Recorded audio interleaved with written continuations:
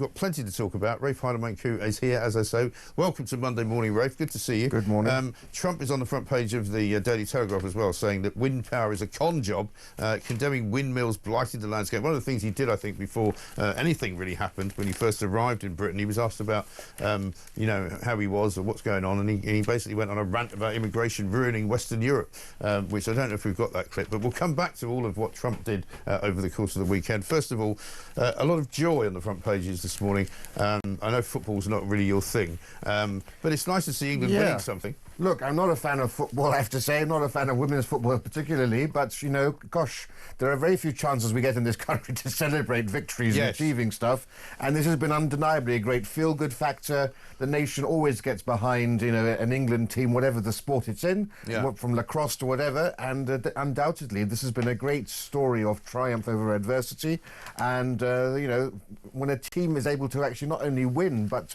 win for a second time and to retain a title, that's undoubtedly a cause for victory, celebrations, particularly because, of course, this is an unabashed celebration of England. The English, of course, are the only nationality within these isles forbidden from celebrating itself. When the Scots and the Welsh do it, it's called progressive nationalism. When we say we're patriotic, we're called racist.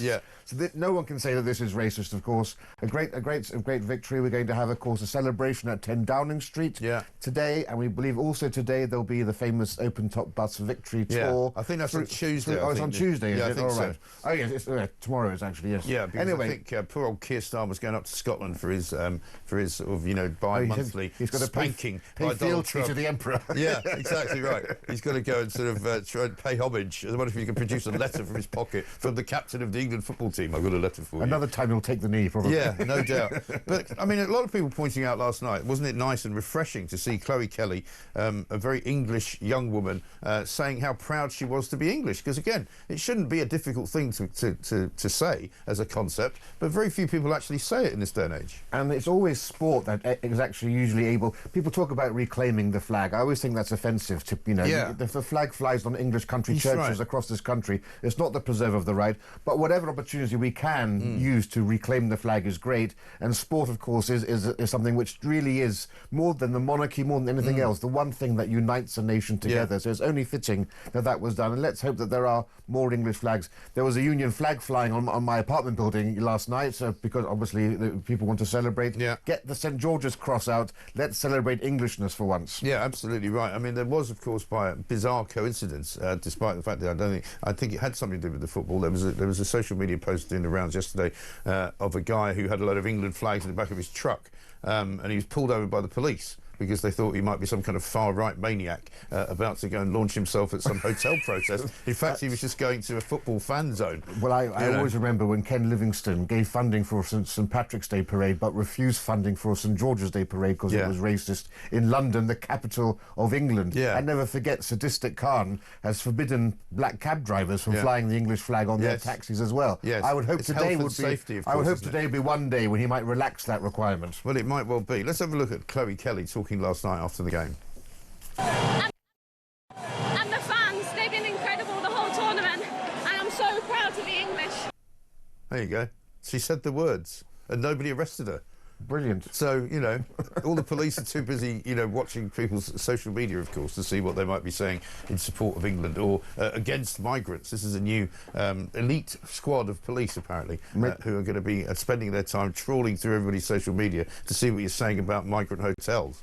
We're very good at doing moments of silence. I think we should have a moment where the whole nation comes and sings Jerusalem, or They'll Always Be in England. That'd be rather nice, wouldn't it? That would be nice. Absolutely right. Yeah, I mean, because, funnily enough, I've just written a piece that came out overnight in the Telegraph about the dreadful state of this government and how Keir Starmer can't seem to understand that there are people in this country who want him to do something about the problems in this country. You know, he spent more or less the whole weekend tweeting about Gaza, talking about how he wants to save the children of Gaza. He wants to airlift them out, bring them all to Britain. You know, he wants to find another coalition of the willing to improve relations between Gaza and Israel. And yet, as he's doing that, there are literally multiple demonstrations up and down the country, from Glasgow to Manchester to Aldershot to Epping to Bournemouth to Birmingham, I think, as well, to Altrincham in Manchester. You know, people really, really fed up with these migrant hotels. Well, let's admit he doesn't address it. Keir Starmer is a coward.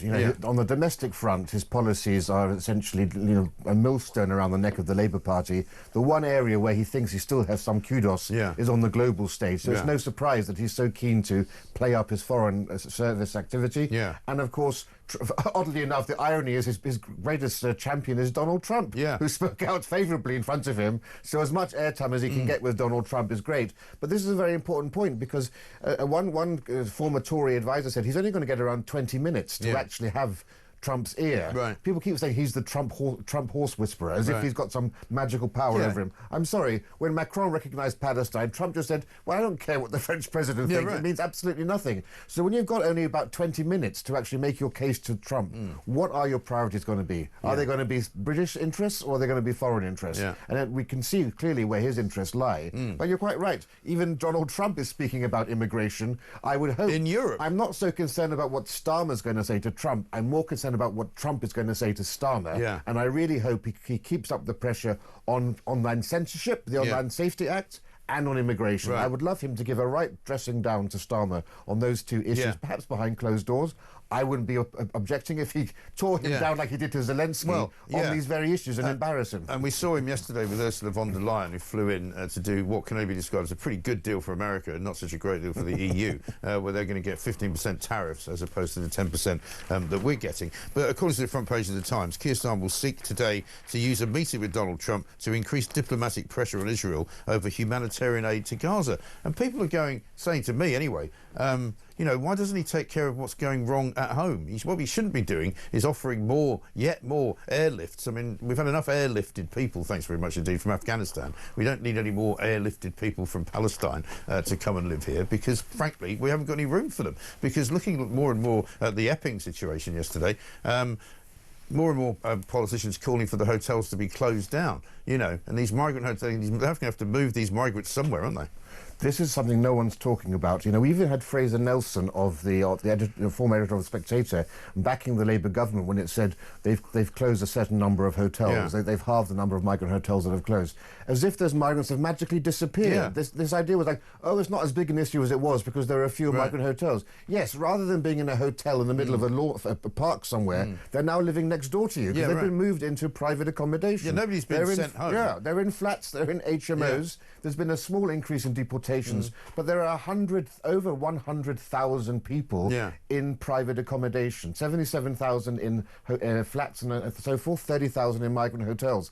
Don't get swayed by the diversion tactics about talking about migrant hotels. Town centres and city centres are being destroyed by people in these publicly funded housing. Of course. And it's going to get worse because there's now talk of them commandeering, former kind of, teacher training colleges, disused tower blocks, all sorts of other, empty accommodation, which is not currently being used because it can't be. It's going to be repurposed. Governments are going to give money to local councils so they can either lease back these buildings or refurbish them and own them.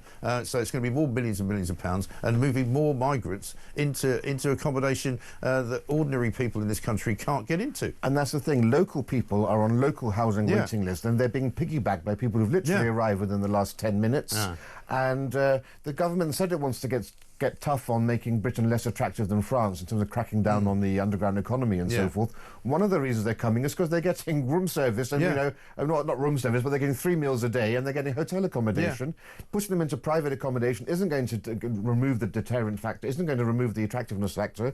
You need to put them into temporary refugee camps. I've said this for a long time. There were discussions about using MOD sites for Nightingale asylum hotels and so forth. You need to actually do that. You need to ensure that people realise if they come to Britain, they're not going to have a cushy time of it at all. When the Poles were here after the Second World War, there were 250,000 Polish refugees, children and women, unlike what we see now here. They were housed for up to 15 years in Polish resettlement camps. Now, if camps of the 1940s and 50s levels of quality were good enough for women and kids for 15 years, I think young men of fighting age, the same age as our British Army, can certainly be put up in Nissan hats. They did the same with Hungarians when they came out of Hungary in 1956. They put them all in basically effectively internment camps up and down the country, which were old military barracks, and then nobody complained about it. No, they were very happy to be here. My mother's cousins were living in these refugee camps in the 50s for about 10 years, met she met her husband there. They got married in the camp. They were never complaining about it. This was a chance in life. Where did we go from basically giving people shelter to giving them 5-star accommodation? I don't understand when that leap happened. Yeah, well, it was when somebody worked out they could make a bloody lot of money out of it. I think that was part of the problem. Let's have a look, though, about what Keir Starmer was doing this weekend, because while he has not addressed yet at all the problem of, the migrant hotels and what is going to actually happen to them, and whether he's going to respond to the mass demonstrations that are going on now up and down the country, here's what he had to say. The appalling scenes in Gaza are unrelenting. And I know the British people are sickened by what is happening. The images of starvation and desperation are utterly horrifying. The denial of aid to children and to babies. The fact that we've rebuilt the UK standing on the world stage enables us to rally international action behind real, purposeful, practical solutions. That is what we've done with the Coalition of the Willing in support of Ukraine. And that is what must happen in the Middle East, building a new international coalition behind a plan to end the suffering, now and for the long term. Yeah, he likes the coalition of the willing, doesn't he, to end the suffering. He doesn't mention that campaigners are actually saying that some of these pictures that have been used as propaganda by Hamas about the starvation are actually, just that. They are propaganda. And in fact, one of the famous pictures of the starving boy is supposedly a boy who's actually suffering from a very debilitating disease, which makes him look the way he looks, He also doesn't seem to know or mention the fact that the reason there's no aid going in is because Hamas are stopping it. Yeah. So a lot of Israelis very upset about the fact that the West and many of the media have just bought this Hamas propaganda line, hook, line and sinker. And now, apparently, once again, Israel is bad guy. Yeah, no. Look, the scenes we've seen are harrowing, and my heart, if they are true, my heart goes out to all those people. Obviously, we must do what we can to help them, but I'm not an expert on the quality of these videos. Yeah. We know in the past we've had several people dying in the But there's loads of aid in Gaza, is the point. But what I'm saying, we've seen in the past, several actors dying regularly, pretending to be victims in the past. Right. So why would we assume that the veracity of these things are suddenly improved now? Yeah. It is the case that they are now basically yielding to pressure and allowing airlifts. The IDF are allowing protected corridors for UN convoys to come in, and at night time also that they're allowing deliveries to come in. So aid is being allowed to come in, and I think, of course, there does need to be proper investigation by investigative journalists, and there seems to be very few of those actually looking into the veracity of these videos. Well, the ones who are looking into it are telling a different story to the one that Keir Starmer's telling, which is basically buying into what everybody in the BBC is saying, that this is all the fault of Israel. Well, that's what I mean. Nobody ever blames Hamas for doing anything. That's what I mean. Where is the Panorama and Newsnight investigation into all of this? I doubt we're going to see one at all. And actually, I would rather that Keir Starmer had an emergency cabinet meeting on the migrant hotels. Yeah. I would rather he had an emergency cabinet meeting about the small boats that are coming over here, rather than on things that we really can't change. Yes, exactly, because there were so many. Also, did you see, by the way, just to make matters even more ridiculously bad, John Healey, the Secretary of State for Defence at the weekend, told us that we were ready to go and fight over Taiwan. So we're apparently, not only war ready for the Russians, we're now war ready for the Chinese. I mean, what on earth is he talking about? Yeah, this is remarkable. I mean, the traditional policy has been essentially that you don't commit to, give vague generalizations. We will support Taiwan or whatever.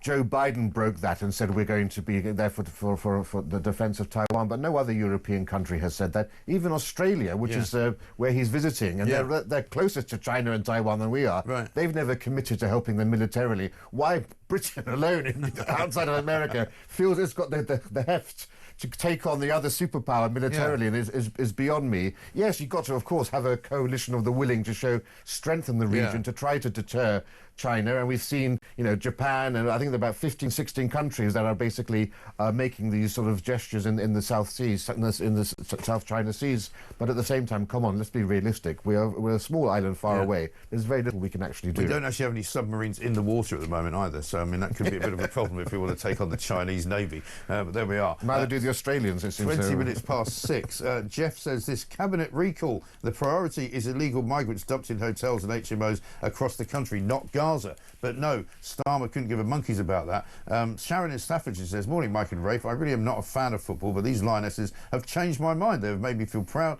to be British. And that can't be a bad thing, can it? And Bill in Cheshire says, the Lionesses win is fantastic. Isn't Starmer lucky? The Supreme Court gender judgment has given him clarity into who and what he will be shaking hands with. Convenient. His cabinet meeting on the same day as the Lionesses parade. He'll no doubt hijack the PR for himself. Well, he'll probably try. Well, at least he now knows what a woman is. Thanks, it's been pointed out, so he can actually watch the women's football knowing that they are all indeed biological women. Yes, one just wonders if they hadn't had these sort of definitions and if football associations had been more willing to accept trans people in, how many of that team would actually have been trans? Indeed. Because we know that probably over half of them would have been trans, and then we'd really have been in a pickle. That would have been a pickle, yeah, absolutely right. 21 minutes past 6. Coming up, we're going to talk about the situation with small boat perks in Birmingham. There's plenty of them. And how many people came yesterday with the aid of the Border Force? This is Morning Glory.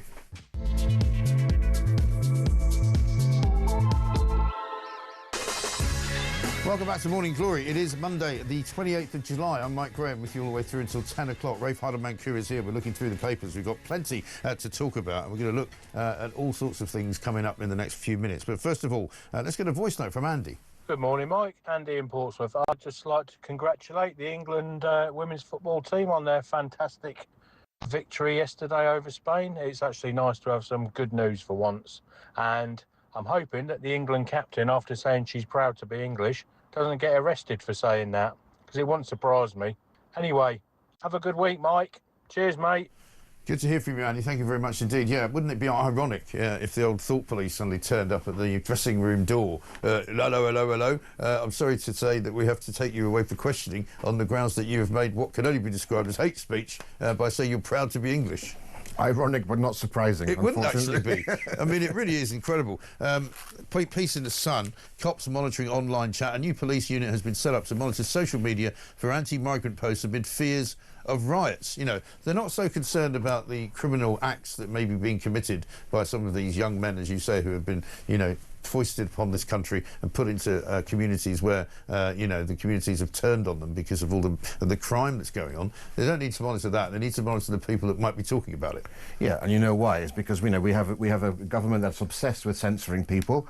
We've got this new hideous online safety act that's come in. So that came in this weekend, didn't it? That came in on Friday, and it's all been about pornography on them. If you watch the news, if you watch the BBC, you would think the only thing that this affected was the ability to watch, you know, porn in your bedsit or whatever. Unfortunately, that's not the case at all. What we're talking about is the censorship of anything that's deemed to be of an adult nature. Right. That includes scenes of people being arrested, you know, in these protests outside the Britannia Hotel. Right. It includes, for heaven's sake, Katie Lamb, respected member of Parliament, who gave a very passionate speech about the impact of in Parliament, where you can say anything with speech. You get the parliamentary privilege protecting your speech, and spoke about the rape gangs. Now she tweeted that has now been censored by X, which is forced to obey the laws of the land, and only if you've proved to be over 18 are you allowed to see this message now. Now that's deeply chilling stuff, not least of course because the Labour government says if you're 16 you can vote. But if you're 16, you can't watch an MP give a speech in Parliament. It's a bit difficult to vote. That's a bit difficult to vote for them, you know. Yeah, that is mad, isn't it? You can join the army, but you can't actually listen to words. They're hurty. Right. This is absolutely ridiculous. It is very chilling. And the reason, of course, people must understand the attack on free speech exactly mirrors the rise of mass immigration. Yeah. Because the only way you can keep this multiculturalism bandwagon on the road is by silencing the truth tellers. Yeah. Anyone who says the emperor has no clothes, even if it's perfectly decent and respectable speech, has to be silenced. You mustn't allow people to see. But I think the problem for the government is now going to be the genie is out of the bottle, well and truly out of the bottle. You just have to look at Epping yesterday, right? There's a piece on page 11 of the Sun. More protests held across outside migrant hotels across the country as public anger over the issue continues to rise. And actually, a friend of mine was actually at the protest in Epping, a very well-respected member of the community, a mother with her husband. She said, I wanted to go down and just show my support. She said, you've never seen so many police. Everybody was put behind cages, and then the lefties were all, you know, shipped in again. But because they couldn't really make any inroads, they shouted a lot for about 45 minutes or an hour, and then they were all taken away again.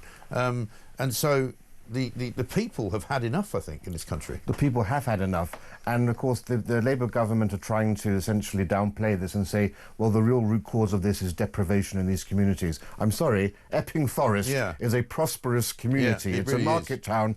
It's got wealthy houses there, £1 million houses are there. And you just have to look at the people who are protesting. These are not far-right thugs, as you've got the people in The Guardian and elsewhere talking about. And there are pictures on the spread on page 6 and 7 of the Mail showing the two camps. And you can see on one side decent mums and dads concerned about their children, you know, the backbone of England, essentially. And on the other side, you've got people who've been bussed in, all carrying the same signs as opposed to the homemade signs of the mums and dads, an orchestrated campaign, because they can't find enough people on the ground locally to support their side. And they've got to find a few of these maniacs from around the country who will go to the opening of a paper bag if it's basically a far And they're carrying enterprise. these placards that have obviously all been made at some central location where it says the far right are not welcome in Epping.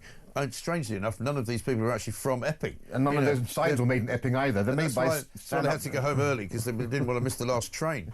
You know. And you can just see everybody in this looks like they should be on a Just Stop Oil protest as well. Exactly. These signs are made by the organisation Stand Up to Racism, which I think Diane Abbott is the head. Right. And they're funded by Socialist Worker and by the Unite Union. Yeah. So this, let's understand, this is the far left talking about the far right, and there's no far right present here as far as I can see. Exactly right. And again, it says around 300 anti-migrant protesters were penned in on one side, while 500 counter-protesters were in another fenced-off area. 500 police officers from 31 forces across England and Wales attended. This is just in Epping, right? And guess how many arrests they made? 3. 500 police, 3 arrests. I mean, what a complete and utter waste of money, you know? But I thought last week, this hapless Essex chief constable, you know, who says he's not going to resign because it's not all about him. Last Thursday, they put in a dispersal order which prevented anybody from outside of Epping coming in. So how come that's changed and he's now allowing them back in again? And they're keeping the two groups far apart, which he didn't before. He escorted the far left right into the middle of these protests. But it shows it's an absolute shambles. It shows you the response to, you know, we're at the 1-year anniversary of the Southport protests and riots, and you can see here their attempts to try to stop something like that happening again. But the people who are paying the price for it are well-meaning people who are being essentially denigrated and slandered and demeaned as being far right. And these people are as far right. For heaven's sake, there's a 75-year-old female pensioner there. Yeah. I'm sure she's not wearing bother boots and braces, is she? I really don't think so. But of course, the real story here also is that this is happening in Middle England. So we've had the Police and Crime Commissioner for Essex saying they're in the wrong place. This is a market town. Well, I'm sorry, where is the right place? Are you saying that the Red Wall is the right place because it's working class? Yeah. Everywhere is effective. Whereas the one hope I do have is that as you've got, you know, it's harder to think of a better way to destabilise a country than to parachute in large numbers of single males from culturally incompatible cultures. And they're now dotted around the country, not just in the old spots. And it may be that it takes something like this to wake up people who would have voted Lib Dem, who would have voted Labour, into the reality of what's happening on the ground. Because you can't ignore it anymore, right? You can't ignore it. And once again, you've got 120 arriving in Dover. It's on page 9 of the Mail. Scores of migrants continued to arrive in Dover yesterday, making a mockery of Labour's promises to smash the people smuggling gangs. And I think a story came out at the weekend about the ridiculously low number of people in any of these gangs who have actually been prosecuted. I think it's lower than it's ever been. It's the lowest number of prosecutions under Keir Starmer, despite the fact that that's what he was going to do, smashing the gangs. And look, I've said for at least 2 or 3 years, smashing the gangs will never work. You know, business is business, supply and demand. You cut off one head of the Hydra, another one will pop up immediately as well. So, you know, you just have to make Britain less attractive than France as one of the core things, and you're not doing that by having hotels, by allowing people to still work so easily in the underground economy, in the curry houses and so forth. There's been a big talk about cracking down on delivery apps. There's a lot of restaurants who are hiring in their back kitchens. A lot of these people are working in those places. Of course. While walk down Brick Lane, I'm sure, will give you bucket loads of people who could be potentially... You would have thought so. And Robert, I mean, everybody knows where to look. Yeah, we know where they are. Yeah. And, you know, off licenses and all these sorts of places. But Robert Hardman's got a piece on the same page in the Mail saying, why don't we just arrest the driver of every migrant boat? Apparently they're not being arrested. No. You would think you want to take out the people. Well, I think I said this. Yeah, I think I said this years ago. I mean, Robert Jenrick's put a tweet out yesterday saying Starmer claimed he smashed the small boat gangs. In his first year, less than 1% of small boat migrants were prosecuted for immigration offences. Another broken promise. And he's also, in the next sort of tweet that he puts out, the small boats are fueling crime and making everyone less safe. End a cover-up, publish the crime statistics by nationality and asylum status, and act to protect the British public. Because once again, you know, the state is attempting to you know, protect us by not telling us stuff. And, of course, we had so much grandstanding when he was leader of the opposition about how easy it would be for him to smash the gangs, to get a hold on all of this. Last year, 37,000 migrants arrived. This year, we're only halfway through the year. We've already had 24,000 arrive. Is that completely backfired? And, of course, we must also say that we focus all the time on the small boats. Let's remember that actually the majority of illegal migrants are people who've overstayed. Quite often they're bogus visas. They've come here as Nigerian authors. Right? I saw that story at the weekend. You can be a poet, author, or some kind of other wordsmith. You can be a poet and not know it, and get a visa to this country. That's the reality of how things are. So yes, once again, a lot of distraction. We're focusing on migrant hotels. We should be focusing on migrant accommodation as a whole. We're focusing on the small boats. We should be focusing on illegal immigration as a whole. There are people in this country who could be deported so easily. Well, how about this in The Sun? An exclusive by Ryan Parry. Bankrupt Birmingham Council is offering small boat asylum seekers hefty discounts on leisure activities, including swimming, golf and trampolining. The Labour Authority, which is now locked in its 7th month of a bin strike, you might remember that, is offering up to 25% off through its Passport to Leisure scheme. Migrants, many of whom have crossed the Channel by boat before claiming asylum on reaching the UK, can also get a 5th off on the use of council swimming pools. Now, I'm sure that's really great if you're taking your kids to a swimming pool, and there you see in the corner a load of migrants, you know, sort of hanging about looking at your kids. Yeah, because we know there's no issue at all about young girls with migrant illegal migrants coming over on boats. Girls in bikinis is not the thing you want to be hoisting in front of them. The price of a trip to council wellbeing centres for fitness, yoga, squash and badminton sessions is cheaper. They even offer £1 tickets to Aston Villa matches for migrant children, as long as they're accompanied by a full-paying adult. Let's just remember here, this is Birmingham City Council, which is bankrupt, right? They can't afford to pay the bin collection guys. They're billions of pounds in debt, but yet they've got enough money to take people to see Mary Poppins. Now, look, if I've come from Eritrea, or call me old-fashioned, I'm pretty sure a spoonful of medicine is not the sort of thing I'm going to be that keen to go and see, let alone trampolining. I mean, how many people from Sudan have even heard of a trampoline? I mean, this is absolutely remarkable. And the last thing I want to... of torture. The last thing I want to give tens of thousands of young men of fighting age is martial arts classes. I think that's also bad. That's not a great idea. Unwise. Let's have a look at what Donald Trump had to say about Europe's migration problem.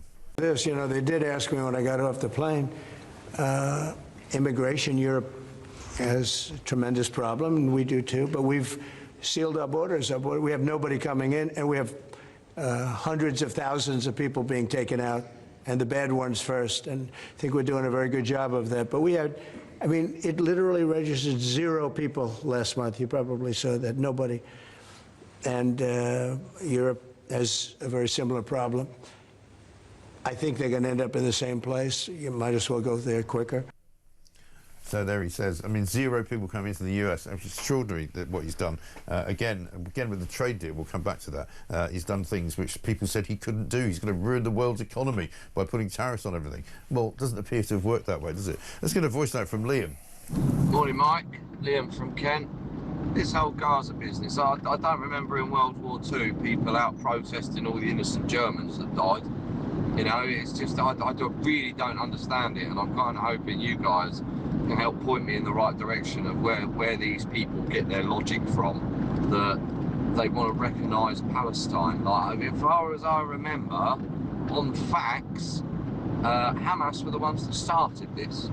Anyway, hopefully, Mike, you can give me an education. Have a great show. Liam, thank you very much indeed. Yes, of course, we'll hear an awful lot from Starmer over the course of the next few days, because it's a distraction from what the real problem is in this country. But if he keeps promising to bring more people in here from Palestine, you know, the public is just not going to wear it. You know, they just don't want to have any more people imported into the country. Thank you very much. No, and your caller's quite right. You know, all of these protests are about Israel's tactics. I'm sorry, you know, there is a legitimate man-made famine in Sudan. There is a civil war in Sudan, and there are people who are dying there in far larger numbers than they're potentially dying in Gaza. Where are the protests about that? Where's Bob Geldof talking about the man-made famine in Sudan? But of course, it's between two Muslim factions, isn't it? So of course, when it's Muslim on Muslim, they don't care. When Israel's involved, what's been going on in Syria? What's been going on in Syria against the Druze Christians there? But we had Saudi Arabia was brought up before the UN Human Rights Council for bombing children in Yemen. That was called a human rights atrocity. There were no protests over that. It's very selective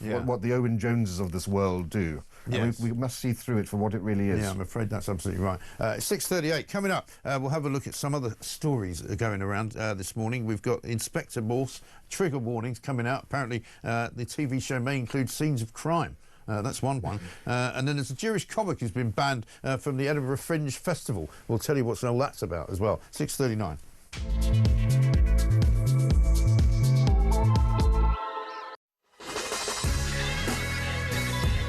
Welcome back to Morning Glory. It's 6:41. I'm Mike Graham with you all the way through until 10, of course. Let's get a new voice note from Phil. Good morning, Mike. Phil from Kefalonia. Can't escape Starmer, can you? And his coalition of the Wallies. Let's face it, he's doing this for 3 reasons. 1, he's utterly clueless. 2, he doesn't want to talk about the migrant hotel situation. And 3, it's a sop to all those weird lefties that may switch their votes to Jeremy Corbyn. Absolute idiot. Yeah, I think that is a problem for him, because in one of the polls that we saw just last week, if Jeremy Corbyn's party gets up and running properly, it could take about half of the Labour vote away from Labour, because all the lefties who are, of course, obsessed with Gaza and obsessed with, sort of not just getting rid of what they call the occupation of Israel in Gaza, but also getting rid of Israel. Plus the Muslim vote as well, coming over as well. I tweeted on the weekend that Corbyn's going to be added to Nigel Farage's Christmas card list this year, because thanks to him, you're going to have a potentially even more chance of a whomping Nigel Farage majority coming into power. So I think more power to him. Bring it on, Jeremy. That's just what the right needs. Yeah, Maureen says this. Morning, Mike. I love Rafe. He's so knowledgeable. Can you ask him, please, if there's anything we can do as a people to get this useless, dangerous government removed? There are things I would love to do which I can't recommend publicly. No, of course, absolutely we'll right. have to wait for a general election, now, unfortunately. You'd be forgiven for thinking that the NHS is just kind of running on wheels because it's it's no better or worse than it was yesterday. But we are now in day 4 of a 5-day strike. Started on Friday. I famously had an interview with the doctor, a junior doctor, last Friday, who wouldn't reveal what her actual salary was on the grounds that it wasn't relevant. I said, well, it kind of is relevant given you're asking for more taxpayers' money. But let's have a look at what Kemi Badenoch had to say about it. Today, I'm saying very clearly, we would ban strikes by doctors so that they're in the same category as the army, the police, prison officers who died because of the last set of strikes. The doctors have had about 11 strikes in the last year, 18 months. The reason why doctors, not nurses, is because the BMA is becoming more militant. It is becoming more militant, and there's some suggestion now that these strikes may continue all the way through until Christmas, because this is what happened last time. They wouldn't settle, they couldn't sit down with the government. Wes Streeting's got nowhere to go. They're obviously not going to, settle for anything other than what they're demanding. So presumably we're going to have this kind of, ragtag of picket lines from now until the end of the year. Yeah, and of course it's the latter half of the year that sees the highest increase in hospital admissions, especially from the elderly.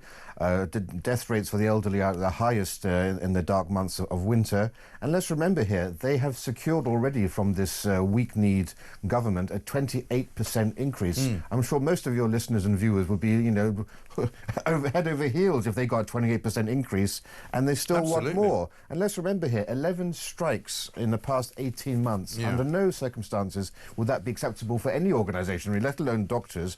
And, look, we stopped the police, the military and prison officers from striking. I can tell you that the life of the nation is not in the hands of soldiers on a day-to-day basis. Soldiers' lives, soldiers can go and strike, nobody would notice really. If doctors go and strike, the whole nation is affected by this. There's no reason that they shouldn't also be subject to the same restrictions under the 1992 Trade Union and Labour Relations Act. I think absolutely right, because there will be people listening to this who have had operations cancelled, who will have loved ones who are waiting even longer now for procedures that they've already been waiting for like 2 years to get, and then suddenly there'll be a knock-on effect. And I bet you any money they'll come back out of this strike in a couple of days' time and announce the next one. Yeah, You know? just remember, we've got people waiting in hospital corridors. Yeah. It used to be 4 hours was a long wait in the A&E. Yeah. Now people are there for 12 hours, Yeah. and it's a regular recurrence. People's imagine serious operations, the amount of, people just don't forget on a day-to-day basis what a missed operation means.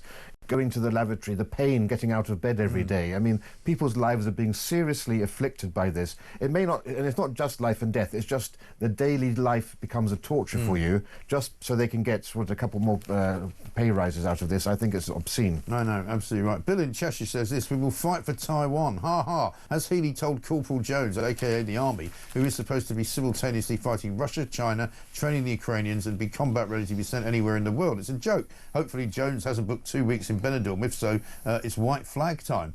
I mean, it is mad, isn't it, the way some of this stuff is unfolding.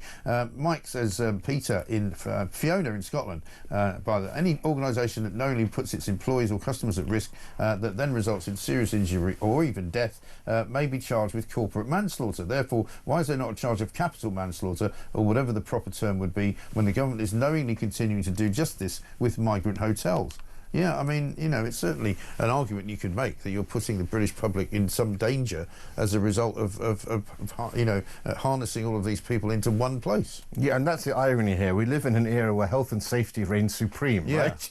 Everything has got a health and safety warning, or they've got unnecessary safety measures everywhere, except, of course, when it comes to knife-wielding machete gangs, except when it comes to people, raping our children, unfortunately. There's a complete lack of care. There's a duty of care the government has, which it has completely forgotten when it comes to the migrant crisis. It is extraordinary, isn't it? Let's talk a bit more about Donald Trump. He's on the front page of the Telegraph alongside a very big picture of Chloe Kelly, the England footballer, celebrating the win and scoring the winning penalty. President Donald Trump described wind power as a con job yesterday after playing golf in Scotland, saying turbines ruined the view from the 18th hole of his Turnberry course. It's a great place, Turnberry. I know it well, and it's one of the most fantastic sort of settings for golf in the world. And a lot of people hate the fact that it's now called Trump Turnberry because he bought it. I actually went and stayed there a few years ago just to annoy some people because I thought, you can imagine putting pictures up of me at Trump Turnberry. They were absolutely vitriolic. Should we call Trumberry? Yes, they should. But it's a beautiful setting, and he's absolutely right. Whenever you see these massive wind farms anywhere, I was quite shocked. I was down in Margate a few weeks ago for a wedding, and as you sort of walk up the hill to get to the top of the cliffs, all you can see in the distance, and it's over towards Southend, is this massive wind farm in the sea. And it just looks dreadful. And as Trump rightly points out, wildlife are killed by these things. They're also biologically undegradable for a long time. They emit dangerous things into the ground. So you can't bury the blades. Interestingly, I saw also they don't last forever either, which is the impression that you get from the Green lobby, that once you put them in, you never have to replace them. Well, that's not true. They rust. I saw an interesting article which hasn't had much pickup actually last week in France. I think it is.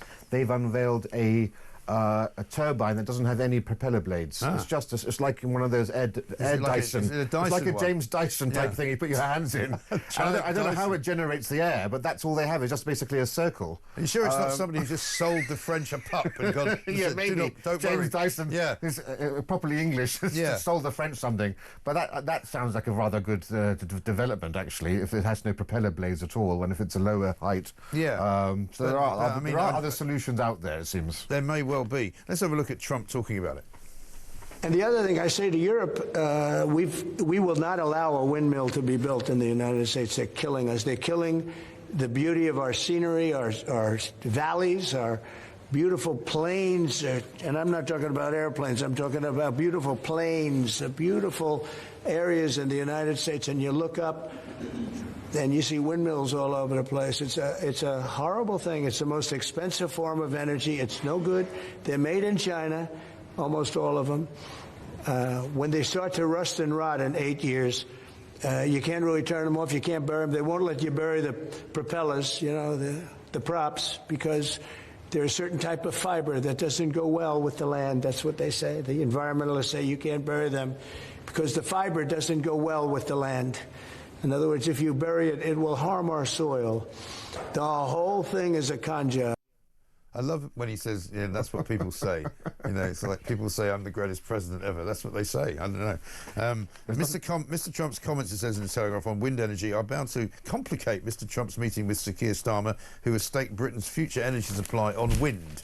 Yes, he has. He's got a lot. He's got plenty of it. Enough hot air of it. Yes. Yeah. Don't you just love when Trump speaks like that in front of other world leaders, giving them a right telling off, and they just have to sit there in silence and take it all in? I think it's glorious. It is great, isn't it? Ursula von der Leyen didn't have much to say for herself at all.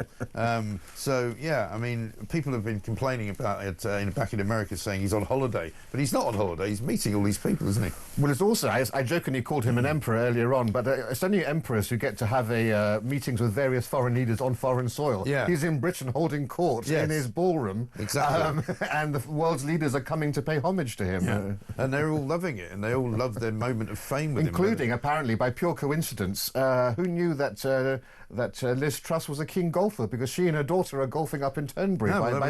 Amazing coincidence. Very good. There we are. She only just took it up last week, obviously. It's coming up to 6:51. We've got more for you coming up, including that business on EasyJet yesterday, where some mad bloke suddenly came running out the toilets declaring that he had a bomb, and he was taken on by some of the passengers because they were heading to Glasgow. They don't like terrorists much in Glasgow, so you think he chose the wrong thing. We'll bring you that, plus much more, coming next.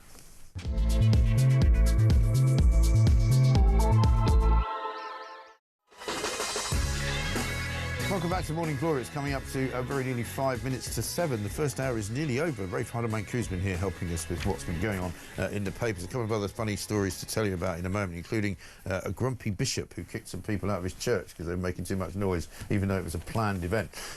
Let's have a look, though, first at down under what's going on, because we mentioned John Healey, the Secretary of State for Defence, who's been talking about taking on Taiwan. Here he is with David Lammy, visiting the Carrier Strike Group in Darwin. Have a look at this. I feel so proud. UK aircraft carrier alongside in Australia, first time since 1997.